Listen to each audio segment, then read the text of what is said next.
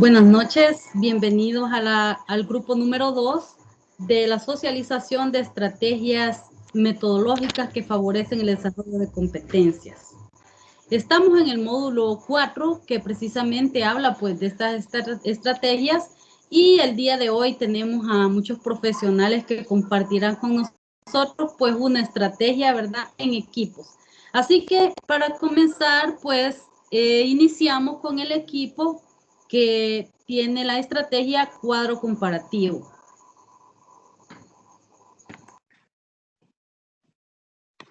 Bueno, muy buenas noches, licenciada, buenas noches, compañeros. En este día vamos a iniciar con la ponencia sobre el cuadro comparativo. El grupo está conformado por mi persona, Carla Marisela Pineda, y por la licenciada Eva Margarita Mojica. Vamos a empezar a compartir la pantalla para que ustedes puedan visualizar la presentación.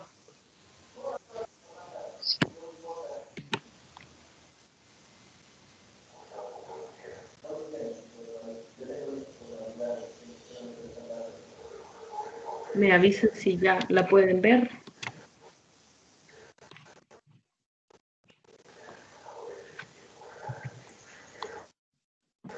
Esta.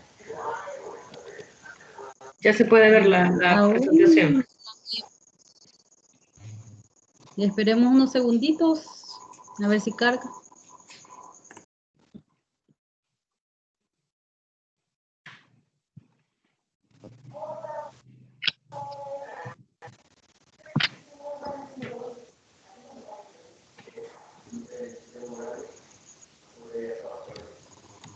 Bueno, Ya por lo podemos menos ver se logró pantalla. visualizar. Okay. Hoy sí.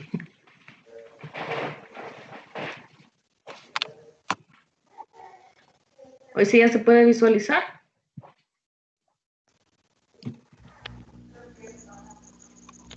Yo sí la La visualizo, presentación no sé si... no.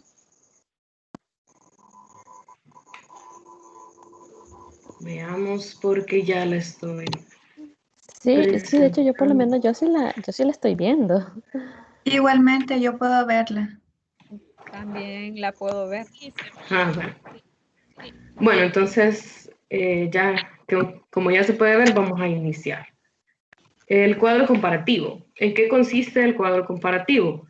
Pues esta es una de las estrategias metodológicas que promueven la comprensión de la información mediante su organización. Es decir, que los estudiantes no necesitan un conocimiento previo en sí para poder hacer uso de esta herramienta, sino que ya tienen que tener una comprensión concreta de la información que van a presentar. Este cuadro permite identificar las semejanzas y las diferencias de uno o más objetos u hechos, situaciones o elementos que el docente tiene que proveer al estudiante. El cuadro comparativo busca desarrollar la capacidad de análisis de los estudiantes, ya que este busca que las competencias de búsqueda de los estudiantes se puedan resaltar, ya que el estudiante, para elaborar un cuadro comparativo, debe de conocer las características específicas de los temas que va a comparar, los elementos que lo conllevan, los requisitos o cualquier otra cosa que sea intrínseca del elemento a explorar, para poder diferenciarlo y poder presentar así la matriz del cuadro comparativo que quiere realizar. Es decir, que el estudiante tiene que hacer una investigación para poder entender y poder analizar las diferencias de cada concepto. Es decir, que busca enaltecer eso, ¿verdad? La investigación del estudiante. ¿Cómo se realiza un cuadro comparativo? El cuadro comparativo tiene que realizarse en primer momento identificando los elementos que se desean comparar. Eso tiene que ser más que todo dotado por el docente, cuáles van a ser los conceptos que el estudiante va a comparar y marcar los parámetros que tiene que comparar. Es decir, si tiene que comparar las características de esos conceptos, los elementos que lo componen, los requisitos de este concepto, por ejemplo, el docente también tiene que decirle qué es lo que tiene que buscar. Y posteriormente, tiene que identificar y escribir las características de cada objeto o evento que está comparando. Es decir, que todo tiene que ir escrito en el cuadro matriz. Y es muy importante dejar claro que un cuadro comparativo siempre va a tener una especie de conclusión. El estudiante siempre tiene que decirle al docente qué es lo que él ha aprendido o a qué conclusión llegó al comparar los conceptos. Digamos, cuál es mejor, cuál es más dable o qué le sale mejor por realizar. Siempre tiene que existir una especie de conclusión en donde se mencionen las semejanzas y las diferencias más relevantes de los elementos comparados. Ese sería básicamente en qué consiste el cuadro comparativo. Ahora mi compañera va a pasar a hablarnos sobre lo que sigue del tema. Así es. Bueno,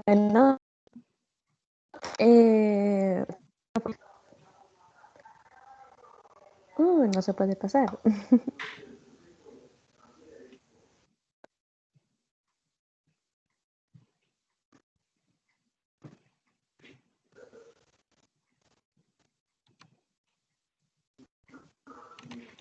Sería muy bueno. Pero si no se puede, pues ni modo. La diapositiva nada más es una herramienta de apoyo, ¿verdad? No lo es todo. Bueno, en sí, ahí está, bueno. Cantidad que es el cuadro comparativo para el estudiante. Muchas veces nosotros en sí cometemos el error de que cuando alguien nos pregunta, mira, necesito que me digas cuál es la diferencia entre esta definición y esta.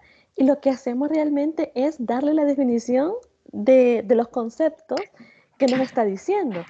Es que yo qué sé, es que en mi tema, ¿verdad? Es que alimentarse es esto y alimentación es esto. Y realmente él o la persona no nos está pidiendo la definición, sino que nos está pidiendo la diferencia de ella. Entonces, cuando hacemos un cuadro comparativo, bien lo dice su nombre, nos ayudamos a comparar aquellos elementos claves de las características del objeto a comparar, y eso nos ayuda a saber diferenciarla. Entre ellas es que permite, la utilidad de ella, ¿verdad? Es que permite el desarrollo de habilidades de comparación, lo que constituye la base para la emisión de juicios de valor. Como bien lo decía nuestra compañera, es de análisis, es de saber buscar los conceptos que queremos comparar y no simplemente poner la definición de ellos y ya estuvo, esa es la diferencia, no, sino que saber qué características de esos elementos son los que los diferentes de cada uno. Ya más adelante vamos a ver un ejemplo que creo que nos va a ayudar bastante en saber en sí cómo es su utilidad del cuadro comparativo. También facilita el procesamiento de datos, lo cual antecede a la habilidad de clasificar y categorizar información. A veces se nos hace muy difícil, y a mí me ha pasado en lo personal, de que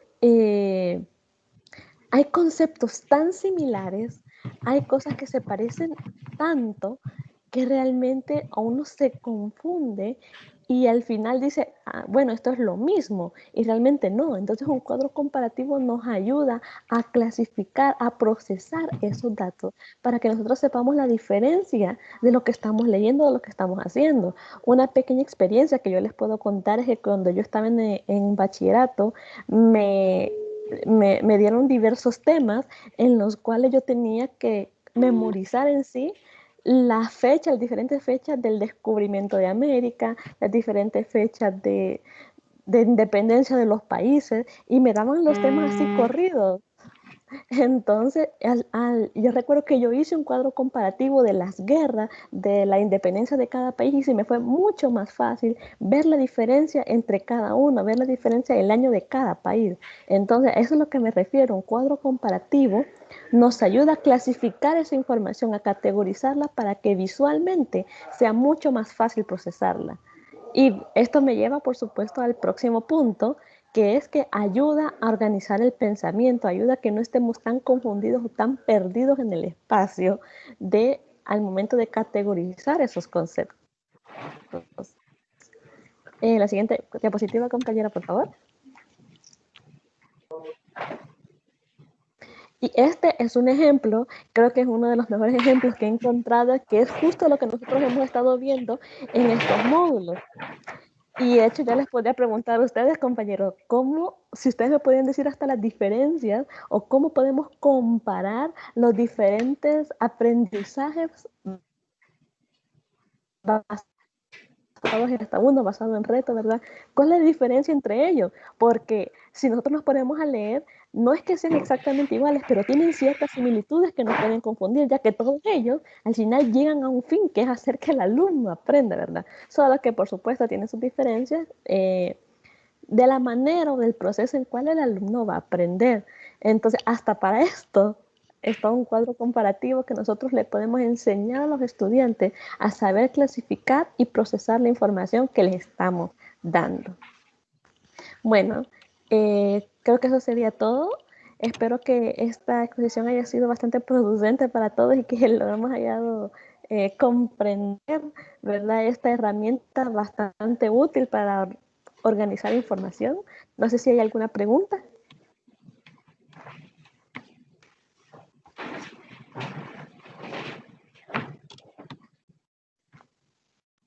¿O lo expusimos tan bien? Claro, como la horchata. Muy bien, ¿alguna participación?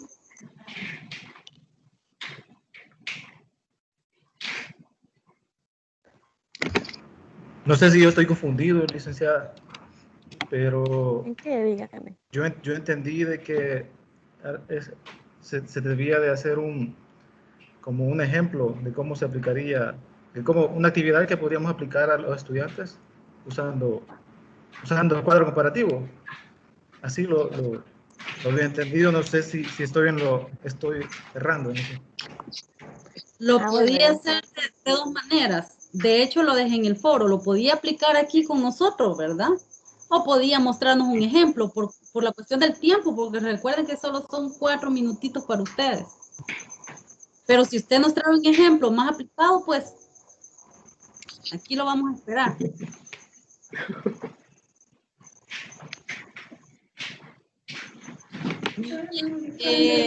Aplauso para el grupo. Se comprendió muy bien lo que es la estrategia. Espero que los demás se la vayan impulsando por ahí para ponerla en práctica en las secuencias didácticas. Y seguimos con el siguiente equipo, con la estrategia preguntas exploratorias.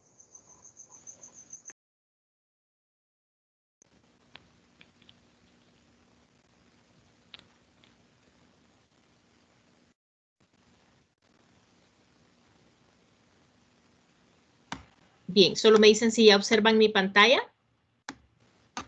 Buenas noches. Sí, se observa, compañero. Sí, se observa. Bien, la voy a emplear. De acuerdo. Buenas noches a todos. Gracias por el espacio, compañeros. Licenciada Silvia Cerveño. A nosotros, pues, nos toca ahondar un poco sobre las preguntas exploratorias de una clase.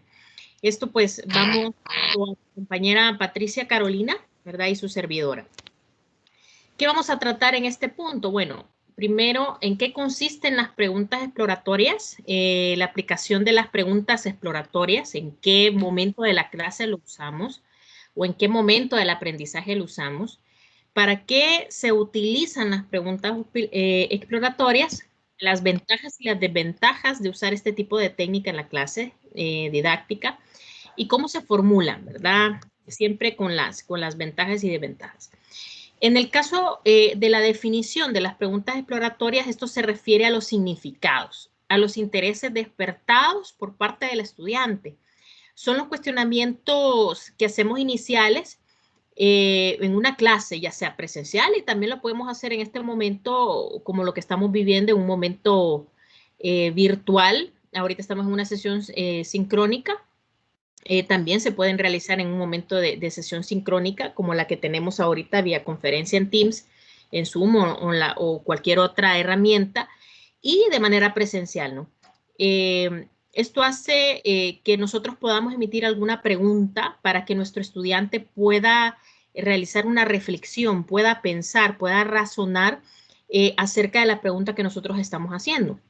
Esto puede ser ya sea de una manera directa hacia una persona o al grupo en general, ¿no? Como lo que antes se conocía como la técnica griega, ¿no? La mayéutica, que siempre ha sido conocida, es decir, yo hago una pregunta y comienza una reflexión de parte del grupo o de una situación individual, ¿no? Entonces, aquí tenemos, para dar paso después a mi compañera, ya esto es lo último, esto es cómo se aplican las preguntas exploratorias en la clase. Bueno, voy a decir la parte 1 para que ella siga con el segundo momento, ¿verdad? Esto se selecciona un tema, ¿verdad? O experimento o situación para que podamos dar esa reflexión, esa pauta para pensar de parte de nuestro estudiante. Y también abonando a esa situación de retroalimentación de lo que el estudiante está formulando y está compartiendo con nosotros. En este caso, pues el docente formula las preguntas exploratorias, también puede pedir a los estudiantes que las formulen, que hagan una contrapregunta, ¿verdad? Porque de esto se trata, ¿no? De intercambiar ideas. Y esto abre un poco el debate o la argumentación dentro de la clase. Se vuelve una técnica muy interesante que despierta la curiosidad del estudiante y esto creo que lo podemos ocupar muy bien. En el caso incluso del momento sincrónico, sí se puede hacer a través de herramientas digitales. Se me ocurre como ahora que se está ocupando mucho Mentimeter, ¿verdad? Pero también hay otras estrategias y otras herramientas que se pueden utilizar. Todo esto, estas preguntas deben ir orientadas a la reflexión, al razonamiento de lo que estamos hablando en ese momento. Y las preguntas deben de promover la discusión, pedir la opinión, evaluar resultados, hacer resúmenes, ¿verdad? Parciales o completos y estimular el pensamiento. Así es que, compañera, dejo en sus manos ahorita para poder que nos platique sobre el segundo punto. Okay. Buenas noches a todos y a todas. Seguiré explicando acerca de la aplicación de las preguntas exploratorias. Si pasa la diapositiva, compañera, por favor. Ahí está.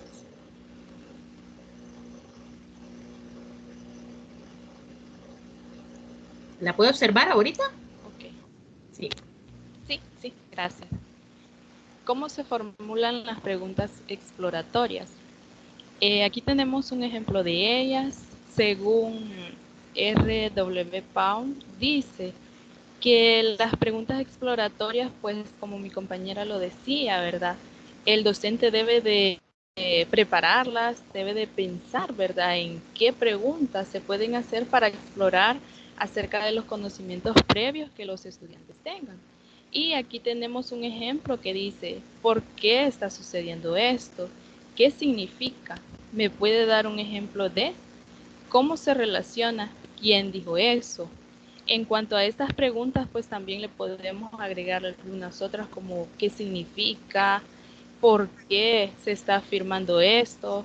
Dentro de lo que es las preguntas exploratorias, pues estas pueden partir de un tema en general o pueden partir estas preguntas de lo que es un texto. Puede ser que la clase haya iniciado, pero el docente quiere explorar acerca de lo que los estudiantes han comprendido hasta el momento que la clase se desarrolla, ¿verdad? Entonces, él puede hacer una pausa y puede hacer este tipo de preguntas o una pregunta que él o ella haya seleccionado para poder hacerla a sus estudiantes y esto les servirá para lo que es la evaluación. Cuando hablamos de evaluar dentro de esta técnica, dentro de esta metodología, pues le sirve al docente para que él pueda partir de lo que los estudiantes saben y también para poder reforzar un ejemplo. Si el docente encuentra pues que hay mucho vacío en cuanto al tema que se va a desarrollar, él puede hacer una retroalimentación más exhaustiva, ¿verdad? Todo y cuando pues esté también dentro de lo que es su planificación, ¿verdad? Entonces, estas preguntas son de mucho apoyo porque el docente pues puede valorar cuánto conocen los estudiantes del tema a desarrollar y también puede valorar hasta dónde se ha comprendido la temática que se está explicando o que se esté trabajando. ¿Puede pasar la compañera, por favor? Ahorita. Ok.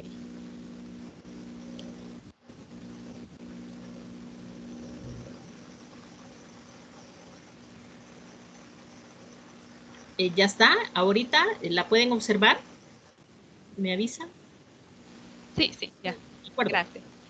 Y por acá tenemos lo que son las ventajas y las desventajas en cuanto a la aplicación.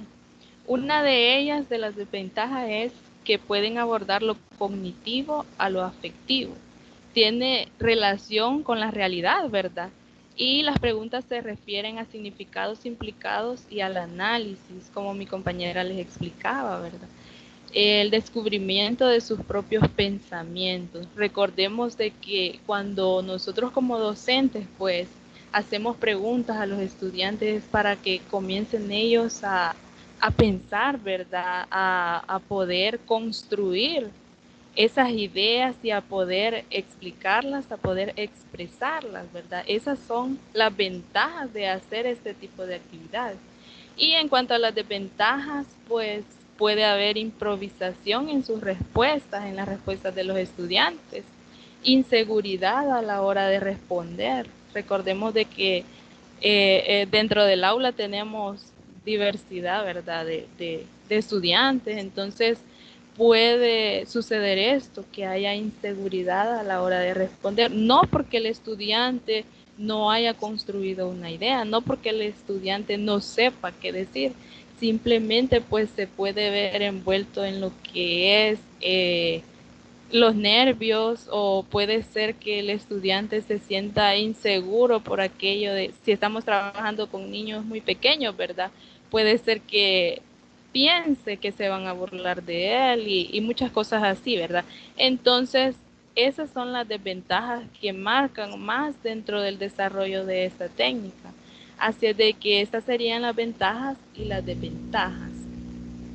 Y pues, por cuestiones de tiempo, pues vamos a pasar a desarrollar un ejemplo y les vamos a pedir a ustedes, compañeros, de que nos apoyen, ¿verdad?, para poder desarrollarlo.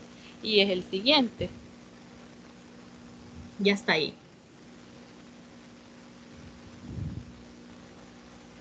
Bueno, ya lo tenemos. Yo les voy a leer esta frase, esta pequeña frase, ¿verdad? Dice, el agua que habrá en el mundo jamás la tendremos hoy. Entonces, ahora que ustedes han escuchado esta pequeña frase, por favor, alguien podría levantar su manita y contestar, ¿por qué el agua es un derecho humano? Siguiente pregunta, ¿qué significa el agua que habrá en el mundo jamás la tendremos hoy? Así que si alguno de ustedes es tan amable de poder contestar una de las dos, ¿verdad? Y les vamos a agradecer mucho. Y esa sería la actividad que nosotros hemos aplicado para poder dejar el ejemplo como más claro, ¿verdad? Entonces, si alguien puede contestar.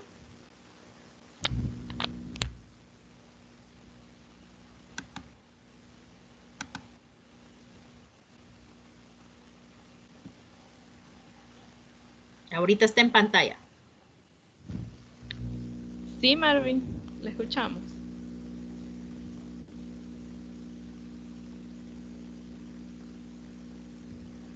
Gracias. Si es un derecho humano, simple y sencillamente porque es una necesidad básica de todo ser humano. Así es. Muchas gracias. ¿Alguien más que quisiera contestar alguna de estas dos preguntas?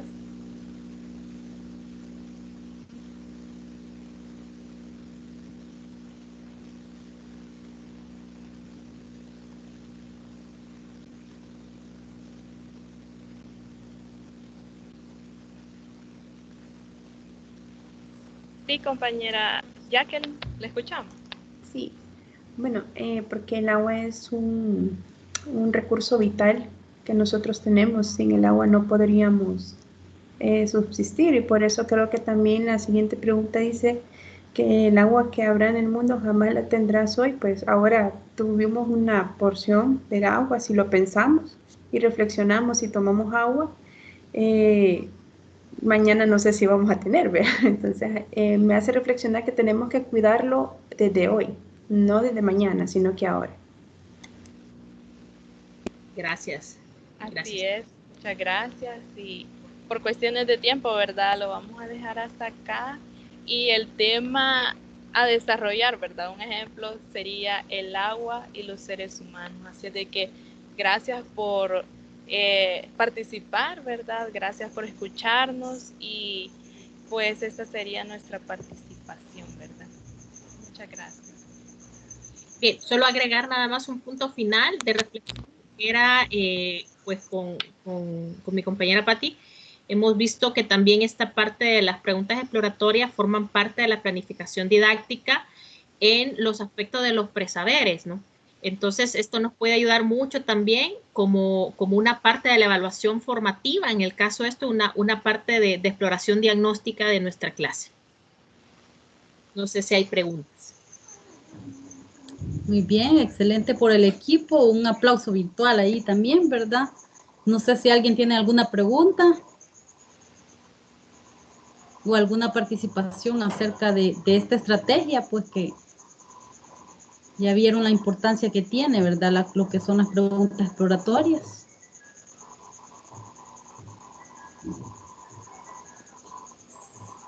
Creo que hay una pregunta por acá. Jacqueline, tienes la manito levantada. Hola, la va a apagar, la vas a bajar. Perdón, pero voy a aprovechar. Ay.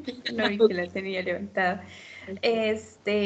Parte de las desventajas que ustedes mencionaban, ¿qué recomendaciones darían para que las preguntas no fueran tan monótonas o se sintiera que están siendo invasivas? Porque en algún momento eso puede pasar. Entonces, ¿qué recomendaciones ustedes darían en base a lo que leyeron de este tema?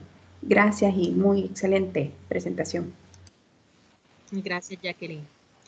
Puedo hablar nada más una idea pequeña y después dejo a Patti. Pues las recomendaciones que daban Jacqueline era sobre contextualizar las preguntas en contexto general, es decir, de la vida diaria del estudiante, para no hacerlo de manera individual y que algún estudiante pueda sentirse un poco cohibido y un poco, digamos, se le llama la palabra como, no es correcto decir como victimizado o así como con bullying, ¿verdad? De parte del docente, sino que realmente sí lo que sugieren es hacerlo desde el contexto de la vida diaria de manera general para que ellos se puedan interesar en un tema. Patti, no sé ahí. Sí, verdad, bueno, a eso pues es que el docente debe de ser muy minucioso, por eso es verdad que debe de planificarlas con anterioridad, ¿verdad? Y también pues hacerlo de manera, como decía mi compañera, muy general del tema, pues son preguntas solo para explorar, ¿verdad? Porque luego viene el desarrollo de ellos. También decía en el documento, ¿verdad? De lo que nosotros investigamos, decía de que las preguntas no deben de ser tan obvias, porque entonces caeríamos en aquello de que estaríamos poniendo a los estudiantes como queriendo decir, ¿verdad? Que son tan obvias que ¿por qué hace esa pregunta, verdad? Como aquello de decir, y la maestra, ¿por qué nos pregunta eso, verdad? O hasta cierto punto decir, nos cree tontos o cree que no sabemos. Y son cuestiones pues que como docentes debemos de cuidar, ¿verdad? Es por ello que es tan importante planificar y principalmente conocer el grupo que tenemos y partir también de eso, ¿verdad? Así es de que no sé si hay alguna otra pregunta. Bueno, pues. Muchas gracias. Por cuestión de tiempo, ¿verdad? Pasamos al siguiente equipo, que sería con la estrategia correlación.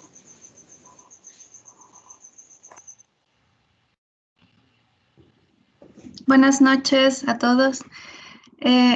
Licenciada, yo tengo como un pequeño problema, pues creo que mi compañero no está aquí presente. Ni modo, le va a tocar defender por los dos. Ok, así que bueno, y me disculpan un poquito entonces porque eso me ha puesto un poquito nerviosa, que no me contestó, creo que les había mencionado. No hay problema. Bueno, entonces, ok, voy a compartir pantalla.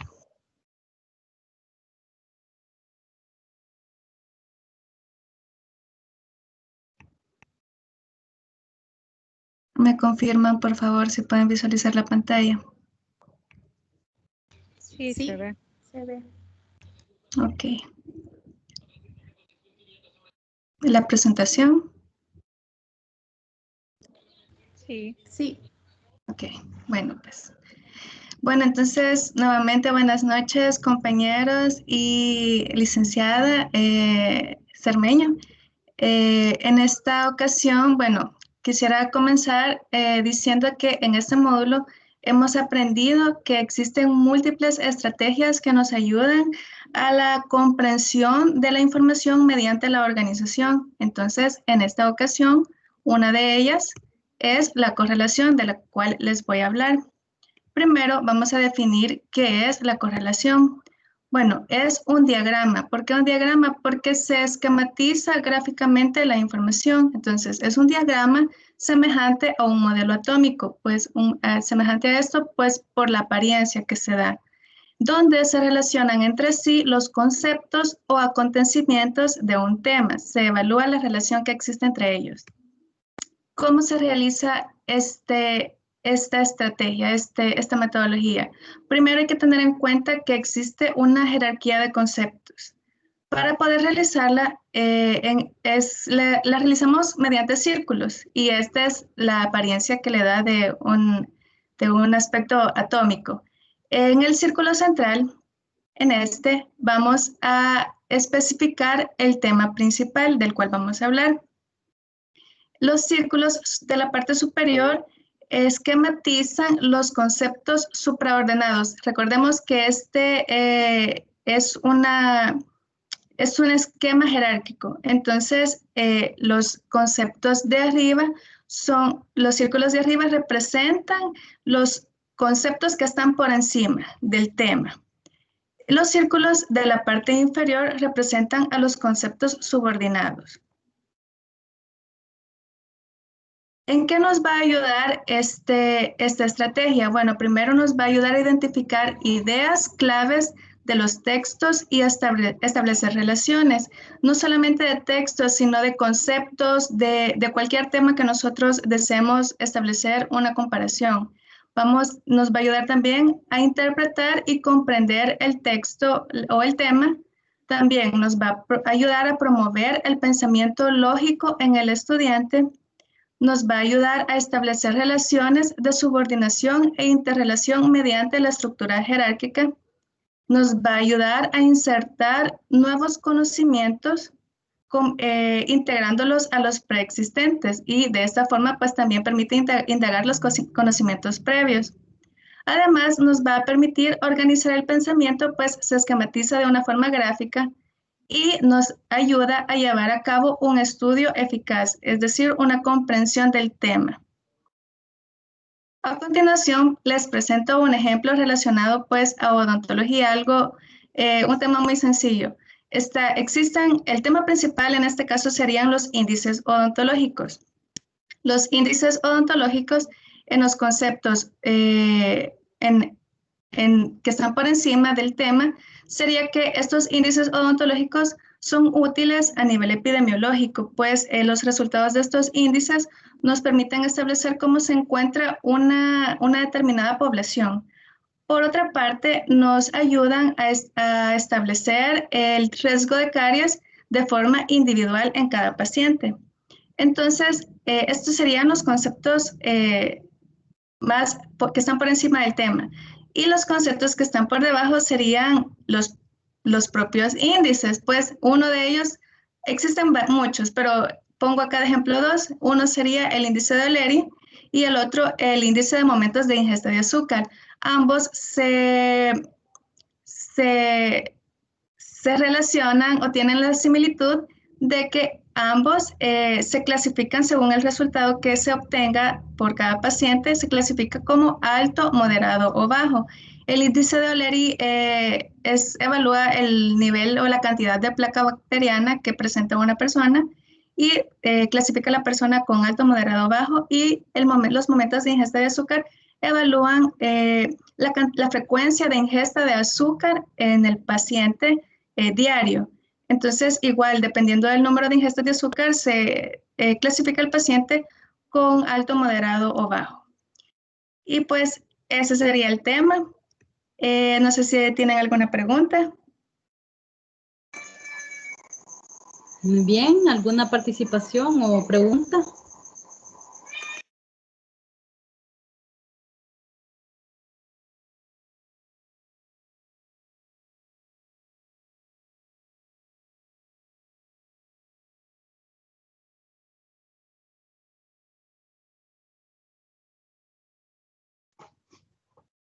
Bueno, si no hay preguntas, acá está la bibliografía y muchísimas gracias por su tiempo.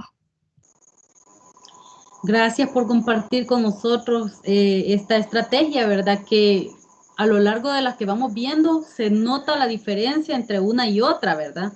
Y pues seguimos con lo que es la estrategia de los mapas cognitivos.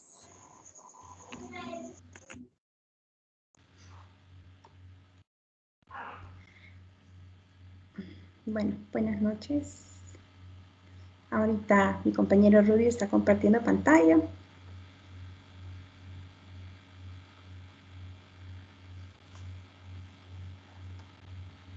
Y en este momento iniciamos. Bueno, nosotros vamos a explicar un poco lo que son los mapas cognitivos. Lo hemos estado estudiando con Rudy Pineda y mi persona Jacqueline Araniva. Bueno, para empezar, ¿qué es un mapa cognitivo? Un mapa cognitivo se puede decir que es como una guía que utilizan las personas para poder asimilar más los aprendizajes de forma significativa. En este sentido, cuando nosotros tenemos una bibliografía o tenemos un libro, lo que hacen los mapas cognitivos es que nos ayuda a desarrollar más nuestra imaginación, porque nos ayuda a tener un pensamiento más gráfico y nos ayuda a tener un esquema mucho más creativo. Cuando nosotros leemos y pensamos, ¿verdad?, en que el libro me lleva a ciertos lugares o me indica ciertas cosas, mi imaginación comienza a pensar en lo que está diciéndome esa línea. Entonces los mapas cognitivos hacen que los mundos del lenguaje y las imágenes se junten y nos hagan navegar por un aprendizaje un poco más significativo. Colocamos un timón porque los mapas cognitivos es eso, nos guían a ciertas ideas que nosotros vamos teniendo a medida vayamos aprendiendo o indagando más en la información que nosotros estamos leyendo. Siguiente. Bueno, tengan buenas noches. De manera de ejemplo vamos a desarrollar pues el tema de los mapas cognitivos. Tenemos presente en la pantalla un tipo de mapa conceptual para poder ejemplificarlo. Vamos a desarrollarlo. Los mapas conceptuales, su creador es Joseph Novak, donde él refiere que es una representación gráfica de conceptos relacionados a palabras que tienen que ver con palabras de enlaces. Como pueden ver, pues el mapa conceptual tiene sus características, los cuales utilizan palabras claves, utilizan preposiciones, usan conectores y deben de tener una jerarquización. Del otro lado tenemos los mapas cognitivos, que es un mapa mental, que también dentro de esta categoría, y donde su creador Busan habla de que se expresan pensamientos de conocimientos previos que lo van a integrar por medio de una imagen. Sus características siempre tiene una palabra, va a tener una palabra central, usa colores, utilizan símbolos, deben de tener dibujos y pueden llevar dibujos. Pero estos mapas cognitivos, tanto el mental como el conceptual, tienen cosas similares, en los cuales sirven para estudiar, son presentaciones gráficas, son más rápidos para poder transmitir el conocimiento a nuestros estudiantes, también para entender mejor, nos ayudan también que son para utilizarlos con resúmenes, son similares en conceptos y deben de tener un orden. Y ahí tenemos de manera de ejemplo para que ustedes puedan visualizar un mapa mental, que el mapa mental tiene sus ventajas, el cual que tiene creatividad, diversión, nos ayuda en memoria, en dar ciertos detalles. Se utilizan también, lo pueden utilizar niños, jóvenes y también adultos. Sus usos podemos utilizarlo tanto en casa de manera individual, también en el trabajo, como podemos ver acá, y en la escuela.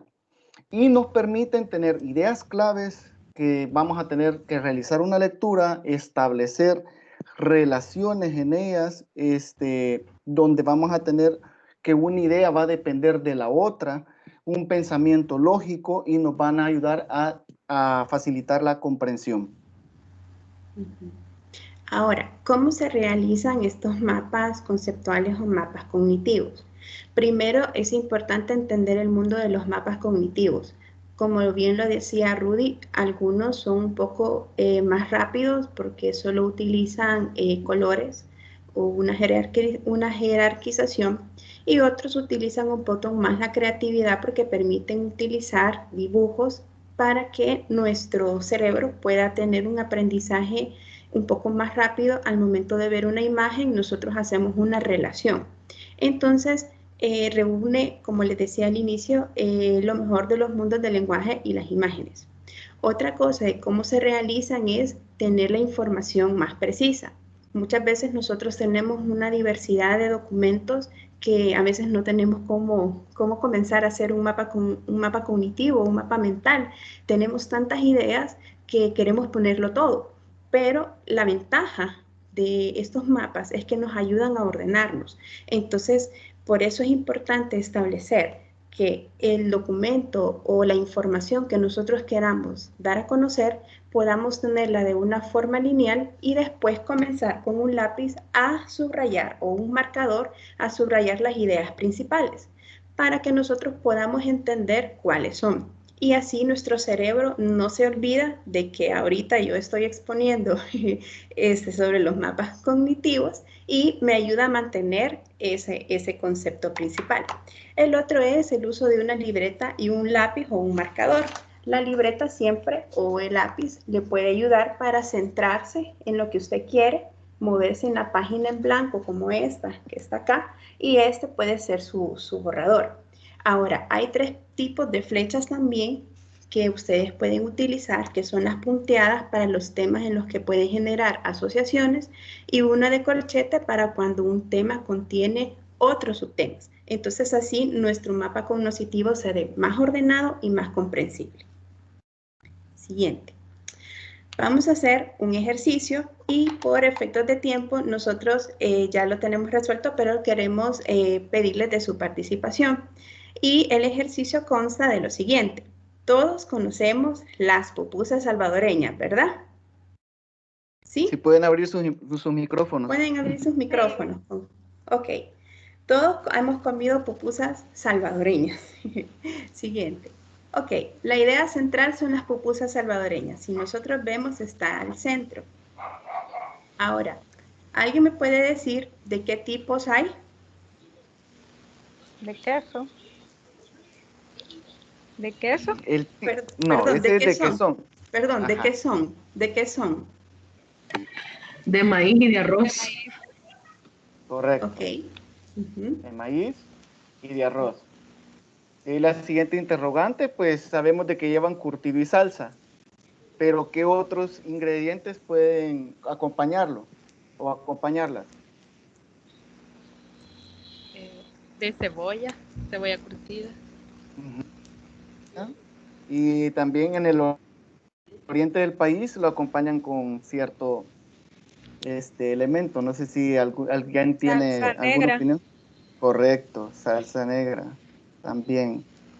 Hoy sí, ¿de qué tipos o de qué son las pupusas?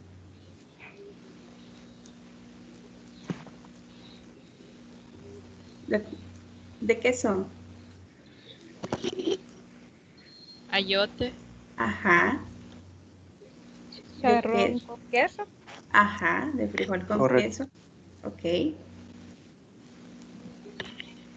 Chicharrón. Uh-huh. Y la loca. Y la loca, exacto. Ok. Y en otros países, ¿cómo le llaman?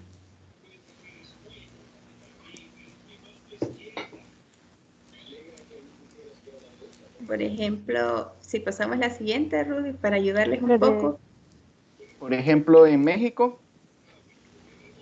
Quesadillas. No. No. Las comparan con algo que son muy Creo que se similares. llaman arepas. Arepas en otro país.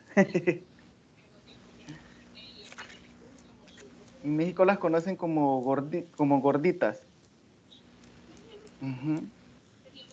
Y en Colombia las conocen como arepas. Ay, en Colombia. Ya ven que no andaban tan perdidos. Entonces lo que nosotros hemos hecho con este pequeño ejemplo, ¿verdad? Es poder traer a sus mentes lo que es este tema. Adicionalmente, nosotros vamos a dejar algunos elementos para que ustedes puedan verlo y si tienen alguna pregunta o duda, pues estamos a la orden, mi compañero Rudy y yo.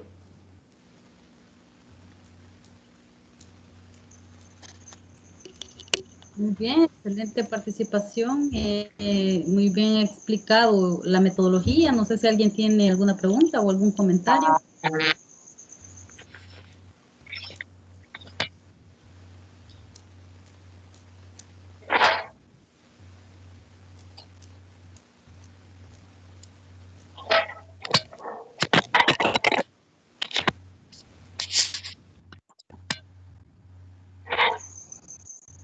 Bueno, creo que todo quedó clarito. Un aplauso virtual para el grupo, ¿verdad?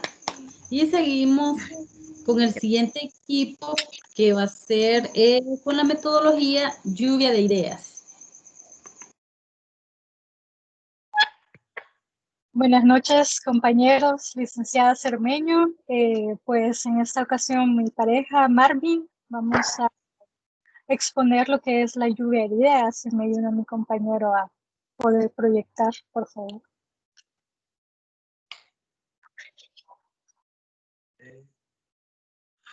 En ese momento, permítame, compañera.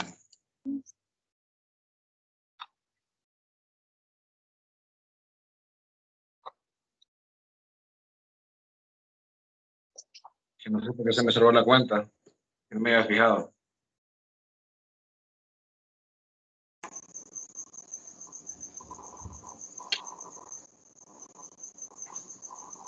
Está nerviosa su compu, creo. Creo que más que yo. Un momento que...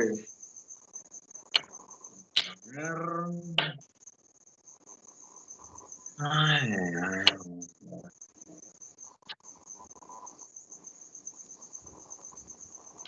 vaya. Ahorita. Comparten ese momento.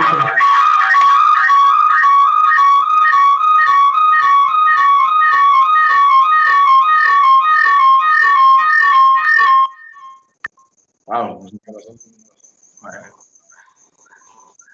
Ahorita.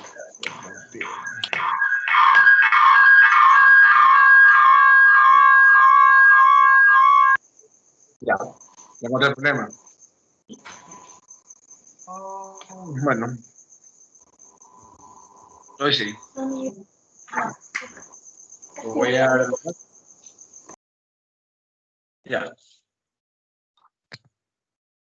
Bien, esa lluvia de ideas, bueno, en principio es una estrategia metodológica que favorece el desarrollo de competencias y también es utilizada para integrar conocimientos previos hacia los estudiantes. Entonces, empezamos con ¿en qué consiste? La lluvia de ideas es una técnica de grupo para generar ideas originales en un ambiente relajado y explorar conocimientos previos.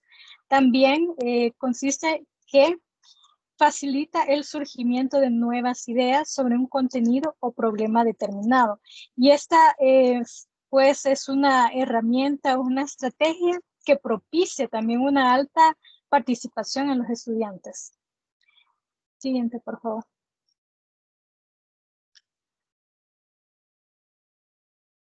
Sí. Gracias. ¿Cómo se aplica esa estrategia? Bueno, se parte en principio de una pregunta clave acerca de un contenido problema. Es decir, que el docente tiene que lanzar esa pregunta para generar ese debate en los estudiantes. Y la participación de los estudiantes puede ser oral o escrita, y todas las participaciones son válidas. Todas las ideas que vamos a recibir de los estudiantes las tenemos que revisar, y en un principio todas son válidas. Se exponen ideas sin ahondar en el contenido. El tiempo para aplicar la estrategia es breve, no más de 5 minutos. Es decir, solo es la idea, no es una explicación, sino más bien la idea que tiene cada uno de los estudiantes. Asimismo,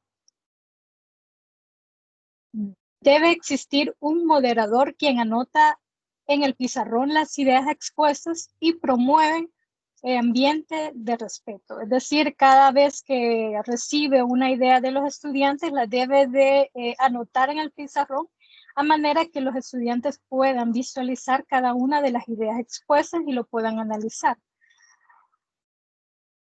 Se pueden realizar como un organizador gráfico y se realiza una síntesis escrita de lo planteado. A continuación, mi compañero dará un ejemplo de lo que es la lluvia de ideas. Gracias, Heidi. Bueno, compañeros, un ejemplo sencillo. Vamos a aprovechar la coyuntura actual del COVID y queremos preguntarles ¿cómo piensan ustedes que esto ha afectado o va a afectar en un futuro cercano a corto plazo la forma de enseñanza-aprendizaje? Por favor, comenten.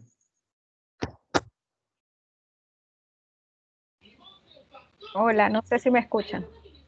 Perfectamente.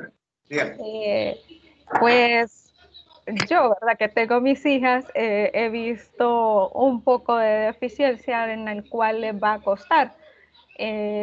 Por ejemplo, la pequeña que va a kinder, bueno, va a prepa, ellos el nivel de que ya tendrían que estar leyendo y todo eso no lo han alcanzado todavía.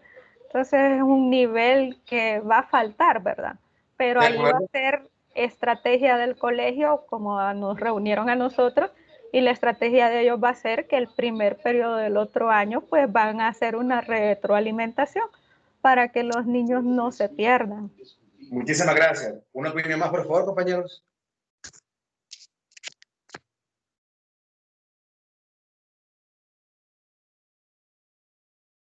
Quien sea, una opinión más, por favor. Si gustas, te comparto ahí una pequeña opinión. Muchísimas gracias. Pues yo creería, quizás por una parte de mi trabajo de la que hago, uno de los problemas que han tenido los docentes también es el hecho de que, pues, ante esta situación del confinamiento y de llevar las clases de manera virtual, ha costado mucho en la preparación docente con las competencias digitales. Entonces, han tenido que trabajar el doble, han tenido que ajustar currículo, han tenido que hacer varias adecuaciones los profesores, y creo que eso ha sido un trabajo enorme, ¿verdad? El que se ha hecho, porque aparte de ajustarlo al currículo, saber qué contenidos se van a impartir, cuáles contenidos se pueden impartir a nivel virtual, y además prepararse en las herramientas digitales ha sido todo un desafío, creo, a nivel educativo en esta época. Muchísimas gracias, compañera. Exactamente. Bueno, ustedes pueden notar, esta estrategia es bastante útil y el docente lo que hace nada más es moderar. Aquí se notan las ideas principales de los alumnos, de todos los alumnos, hasta formar un concepto de grupo. Este ha sido el ejemplo. Como reflexión, compañeros, queremos decirle que con Seidi, mi compañero, estuvimos analizando esta estrategia y concluimos que es muy buena para crear conocimientos nuevos, porque aúna a los anteriores. Eso es muy excelente. Y también concluimos que es una estrategia que es sobrevalorada. Y eso también es parte de la reflexión, ya que se sobrevalora porque es utilizada en muchas ocasiones, pero no de la forma correcta, no de una forma estructurada, tal como lo hemos visto en esta ocasión. Entonces, compañeros, decirles de que utilizarla es una buena forma de ayudar a los estudiantes a adquirir nuevos conocimientos. Y bueno, es todo, compañeros y maestras. Gracias por su atención. Muy bien, muchas gracias. Un aplauso virtual para el grupo. Me ha parecido que ha quedado muy claro cómo es que la tenemos que aplicar, ¿verdad?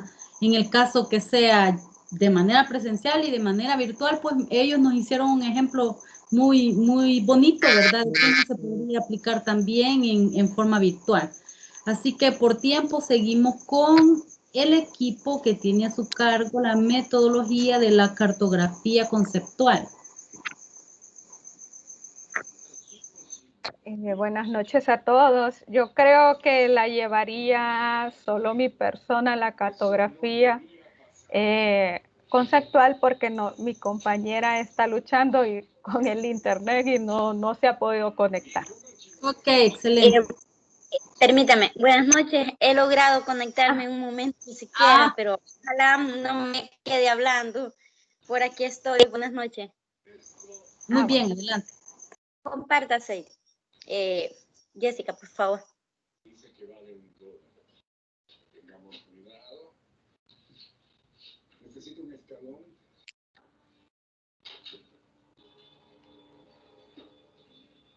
Me indican, por favor, si ya lo pueden ver. Sí, se ve. Ok. Tengan todos muy buenas noches. Gracias a Dios mi compañera se pudo conectar. Hemos estado luchando ahí para que esté presente, ¿verdad? Los integrantes del grupo es Lorena Guadalupe Zelaya de Ortiz y mi persona Jessica de Carvalho. Nuestro tema de ahora es la cartografía conceptual. Y vamos a ver un pequeño concepto de ella. ¿Qué es la cartografía conceptual? Es una estrategia para buscar, organizar, analizar, construir y adaptar y aplicar el conocimiento en la resolución de los problemas mediante 8 ejes que se trabajan de manera secuencial. Como por ejemplo, tenemos lo que son mapas mentales y los mapas conceptuales, en el cual surge toda esta organización de la información que nosotros hacemos. Nuestros 8 ejes que deberíamos de tomar en cuenta de la cartografía son estos. Mi compañera Seidi le va a mencionar los primeros.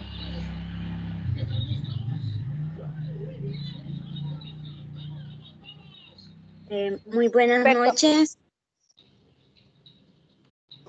Continúe, Lorena. Muy buenas noches. Voy a explicarle los 4 ejes. Luego mi compañera explicará nuevamente los otros 4. Les hablaré acerca de lo que es uno de los ejes, ya que ellos permiten estructurar los conceptos y las teorías de una representación gráfica. Se recomienda que además de responder a las preguntas, los ejes deben de estructurarse y se incorporan imágenes, textos con la descripción amplia de los propios ejes. Les hablaré acerca de lo que es el primer eje, que es la caracterización, dentro del cual se hablan dos preguntas. Entre ellas, pues, tenemos lo que son, cuáles son las características esenciales del concepto y qué elementos distinguen cada una de estas características. Dentro de lo que es la caracterización, determina las características del concepto. Luego tenemos la diferenciación.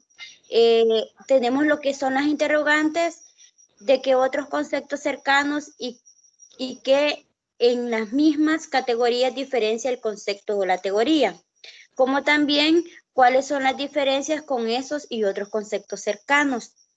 Es donde se diferencia lo que es entre el concepto de otros conceptos cercanos, entre las mismas categorías. Luego tenemos lo que es la división, determinar las clases o tipos de conceptos, y las interrogantes serían cuáles son las clases o tipos de conceptos, dependiendo de los elementos distintos de cada una de estas clases. Tenemos lo que es la vinculación, en donde se relaciona lo que es entre el concepto y la distribución de otras disciplinas o los enfoques. Y las interrogantes serían con qué procesos sociales, históricos, económicos y políticos fueran los que la categoría se relacionara con el concepto. Luego, pues ahí está mi compañera Jessica, quien nos explicará los otros 4 ejes.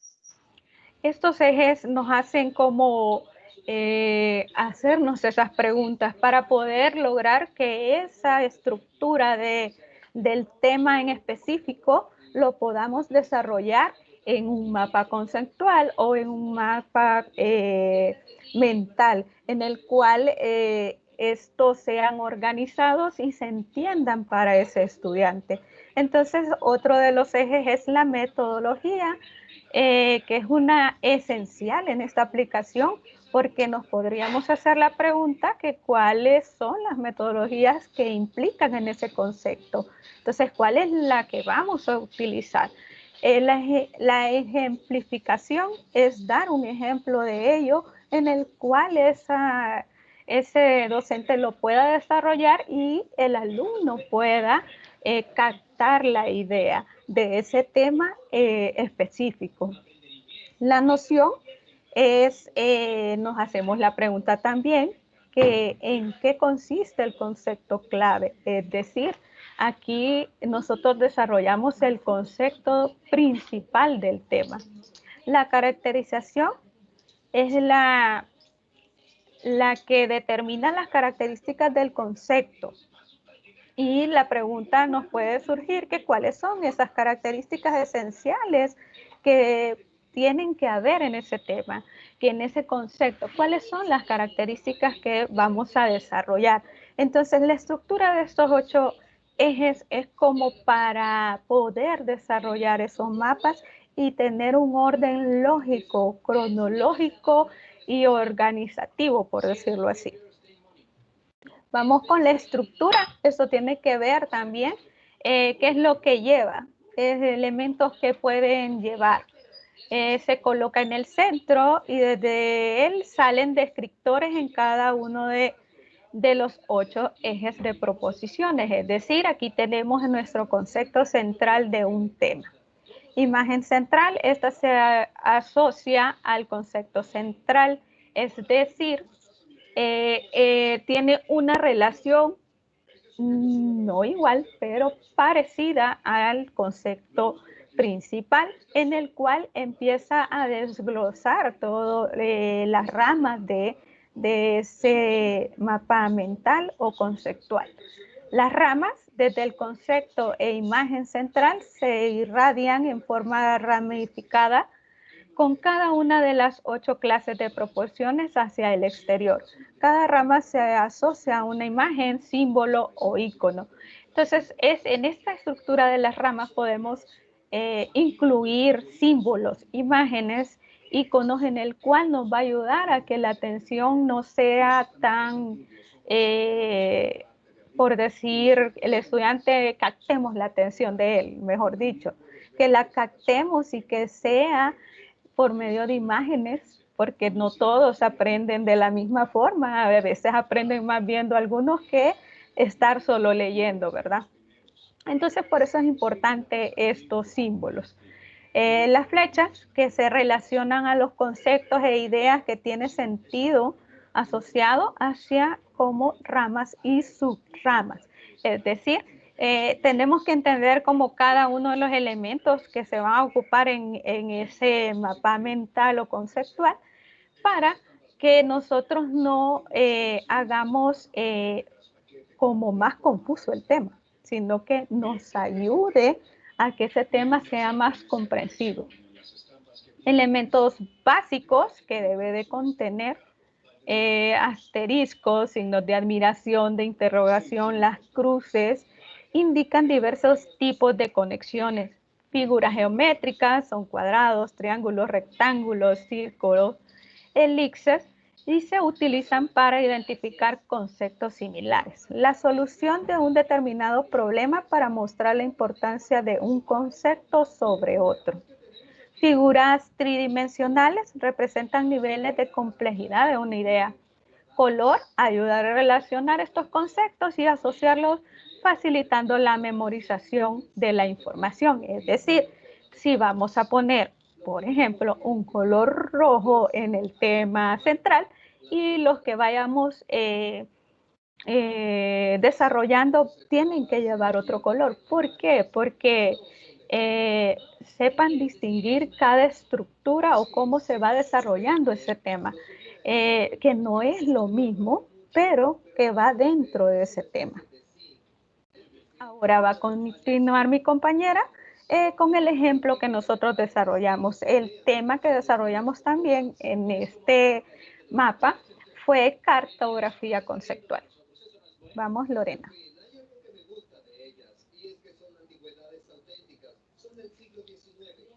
Bien, ya prácticamente mi compañera les habló sobre todo lo que es la estructura dentro de esta estrategia, como es la cartografía conceptual. Y nosotros quisimos hacer el ejemplo siempre enfocándonos al tema que teníamos, ¿verdad? Y pasando toda la información dentro de la cartografía. Como ella lo había, ya mi compañera ya les explicó en qué se basa esta estrategia.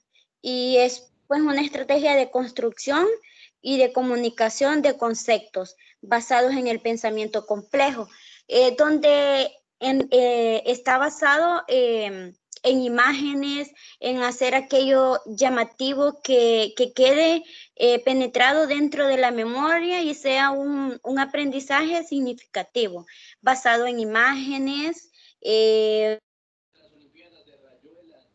¿Estuviste en esas Olimpiadas? Sí, ¿no lo recuerdas? Atraía muchas chicas en ese entonces. Bien, espera. Adelante, comienza. No, tocaste la línea. Tocaste la línea. Tocaste la línea, se terminó el juego. Yo gané. ¿Y este juego?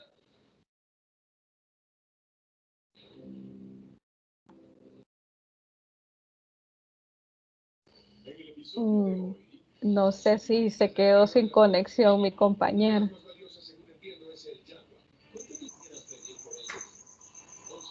Lo más seguro porque ya no se le oyó. Ajá. Bueno, yo les terminaría quizás de explicar el ejemplo que hicimos para poder terminar con la exposición. Sí, puede seguir, Jessica. Lo único que les iba a decir, ya regresé, es de que muchas veces, pues, las imágenes hablan por sí solas, ¿verdad?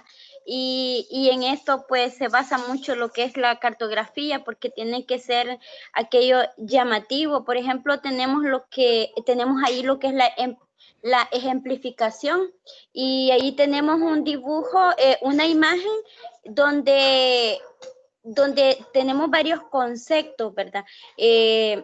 Donde el alumno o el niño tiene que ejemplificar lo que entendió por medio de imágenes, por medio de su expresión, buscando la forma que ellos entienden. Tenemos acá también la otra, que es la noción, es la definición de conceptos, y ahí tenemos una imagen, pues ahí habla lo que es arriba, abajo, adelante, atrás. Todas esas definiciones se deben de explicar de una manera que aquello pues sea un aprendizaje significativo para ellos. Y también tenemos lo que es la categorización, que determina, dice, las características del concepto. Pues ahí está otra imagen, la cual pues nos viene a explicar mucho más en qué consiste este eje. Y como ustedes pueden observar, dentro de esta cartografía, tratamos la manera de ejemplificar todos los ejes por medio de imágenes. No sé qué más podría agregar ahí la compañera, o si tienen pues alguna pregunta, ojalá no me saque el internet, pues aquí estamos. Sí, sería todo, solo para que agregar nada más, que esto es como seguir paso a paso o seguir una regla en el cual nosotros vamos a desarrollar ese tema. todo lo que nosotros nos debemos de preguntar para que ese alumno nos comprenda, ¿verdad? Y como decían anteriores exposiciones, que debemos de estar preparados para hacerlo. Entonces no lo podemos hacer así como, se me ocurrió en el momento, no lo podemos hacer así. Entonces este es como paso a paso para que nosotros nos demos a entender por medio de un mapa conceptual, de un mapa mental, ¿verdad? Y gracias por su atención y esto sería todo lo de nuestra exposición. Muy bien, muchas gracias al equipo. Pues lo demás, ¿verdad? Podemos observar que, bueno, si bien son estrategias que podemos utilizar, pues por el nivel de complejidad que tienen, son aplicables para ciertos niveles, ¿verdad? Por ejemplo, una cartografía conceptual no la podemos aplicar con niños pequeños o en primaria, ¿verdad? Ya podríamos aplicarla en bachillerato, nivel superior, por supuesto, ¿verdad? Y que no se aleja tanto de lo que son los mapas cognitivos, sin embargo, pues cada uno lleva su propia estructura, eso es lo que hay que comprender primero. No sé si alguien tiene una participación, pregunta.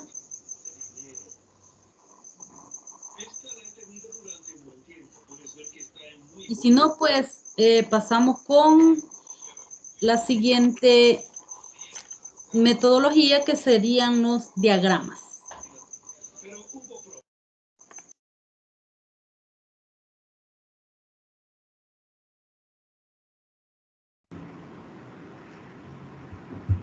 Hola, buenas noches. ¿Pueden escucharme? Buenas noches, sí, le escuchamos.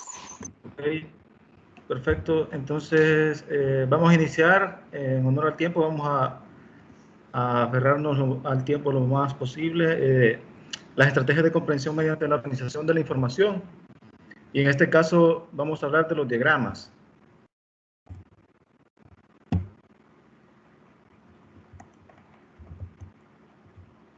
¿Sí miran la pantalla que estoy compartiendo? Sí. Perfecto. Sí, se mira. Entonces, los diagramas son representaciones esquemáticas que relacionan frases o palabras dentro de un proceso informativo. Y esto es bien interesante. Esto lo que hace es de que el estudiante no solamente tenga una representación en un documento de la información ordenada, sino que también a la vez ordenada y esa información también estructurada en su mente. Es muy interesante la función de estos diagramas. Las funciones de los diagramas, dentro de las principales, están organizar la información, identificar los detalles, identificar las ideas principales y el desarrollo de la capacidad de análisis. En medicina es bien común que se usen en los libros de texto los diagramas, y esto es debido a que entre más información o gran cantidad de información o un capítulo o un libro de texto hable, o sea, es necesario ordenar la información y darle importancia a los puntos clave. Entonces, esto es lo que hace, y esta es la función principal de los diagramas. Dentro de los tipos tenemos el radial, el de tipo de árbol, de causa y efecto, y de flujo, que no dudo en ningún momento de que después lo vamos a ir a buscar todo, aunque también en la lectura principal en la plataforma me gusta mucho cómo está planteado, justo lo que tenemos que saber.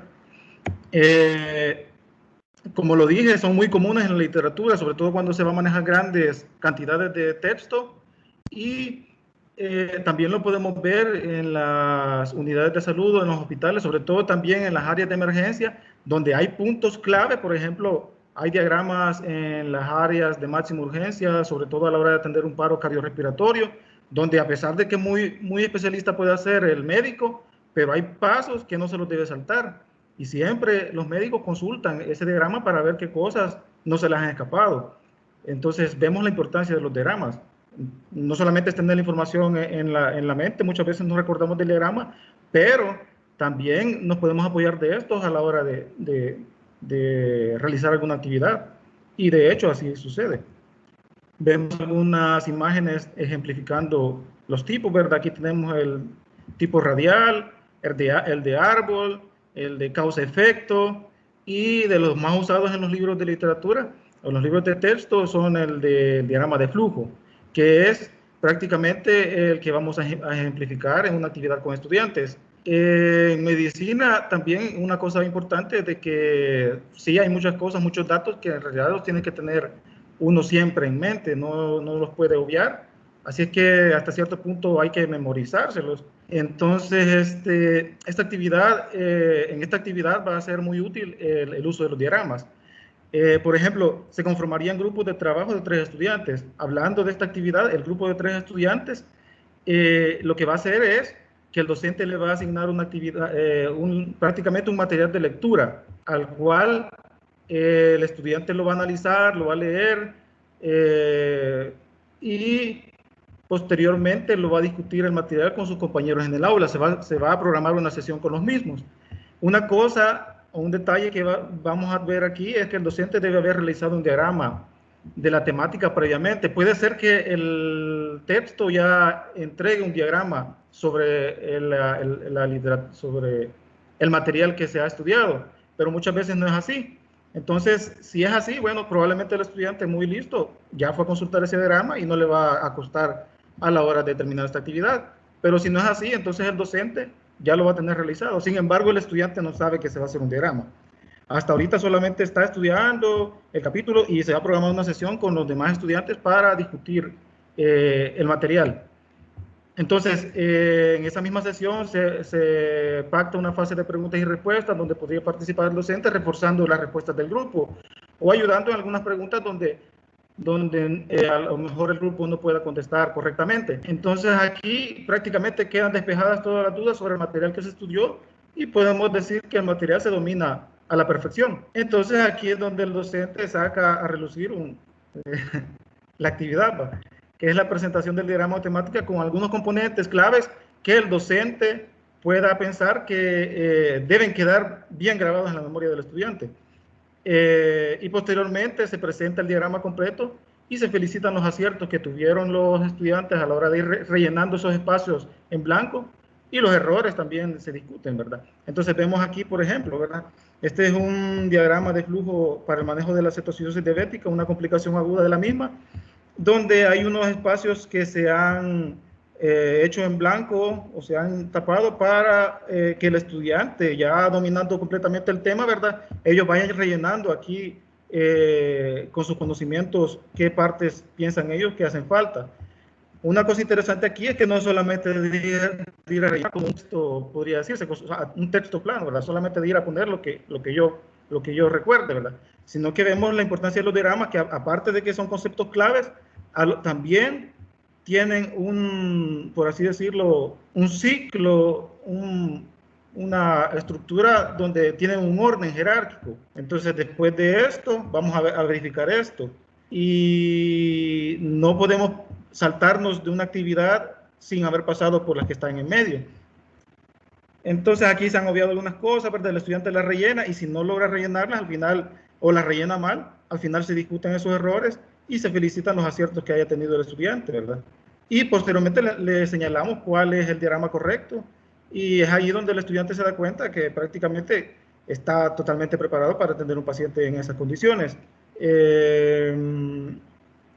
Y nada más, prácticamente eso es todo. Me parece muy interesante el uso de los diagramas y el uso que se le podría dar para la enseñanza y para crear un conocimiento en los estudiantes, y no solamente así,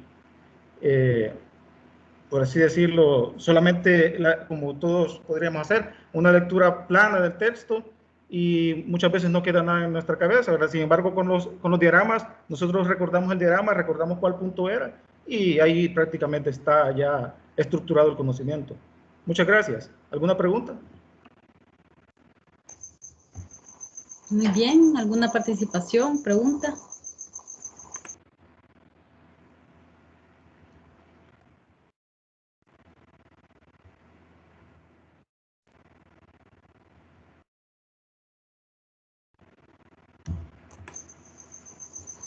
Muy bien, me ha parecido muy interesante esta exposición, ya que pues aquí nos menciona, ¿verdad?, Eli Franklin, la importancia de los diagramas, y me quedé pensando, Él nos dio un ejemplo de diagrama de flujo para el área de medicina. Y no sé si hay alguien especialista en sistemas informáticos. Quizás ninguno, ¿verdad?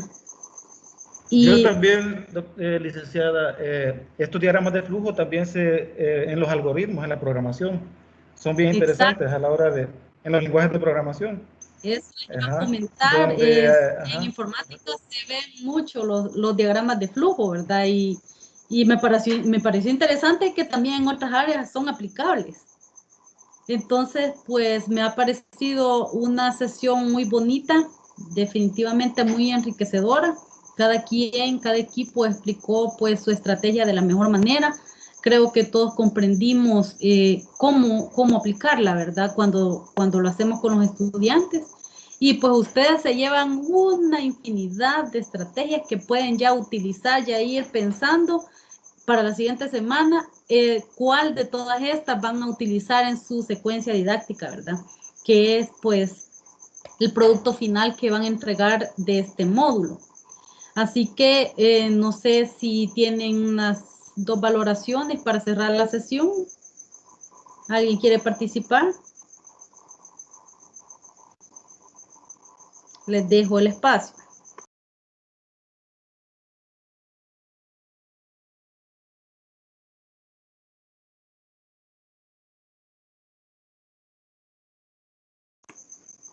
Adelante, doctora Sandra. Bueno, pues nada más quisiera comentar que sí me ha parecido enriquecedora todas estas exposiciones, porque se han mencionado, sin embargo, detallitos que pues no, como aporte individual de cada uno, que complementan la lectura que se ha hecho para este módulo. Entonces, sí me ha parecido muy, muy entretenido pues escucharlos y ver los ejemplos de sus áreas. Y creo que pues sí, como les digo, me ha parecido muy, muy enriquecedora estas horas. Muy bien, ¿alguien más?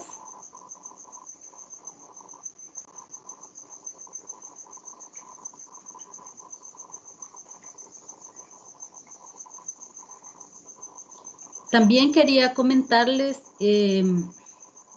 por ahí vimos un equipo, lo que son los mapas cognitivos, ¿verdad? Que es el otro foro que tenemos por ahí trabajándolo. Y es que ahorita que vimos cuáles son las diferencias, ¿verdad? Entre un mapa conceptual y un mapa mental, pues para que valoremos, ¿verdad? El trabajo de los compañeros, lo que han realizado. Realmente un mapa conceptual es algo bien estructurado, ¿verdad? Y con Novak, bien estructurado, organizado de manera jerárquica, con palabras conectoras, etcétera, etcétera, etcétera. Que los conceptos no pueden ser muy largos, etcétera. Y el mapa mental, por otro lado, da una gran flexibilidad. Podemos agregarle dibujos, podemos agregarle imágenes. Si lo hacemos virtualmente, podemos agregarle hasta video, ¿verdad? Si nosotros quisiéramos. Así que, pues, también para que valoremos, ¿verdad? Ese trabajo que han realizado nuestros compañeros, pues nuestras parejas ahí para valorar, ¿verdad? El trabajo realizado. Y pues creo que aquí cerramos la sesión. Les agradezco mucho por su participación. Realmente yo aprendo mucho también de ustedes, ¿verdad? Porque cada quien en su área, pues ahí se echa a volar y todos aprendemos de todos. Y les agradezco por eso, ¿verdad? Así que, pues aquí dejamos lo que es la grabación.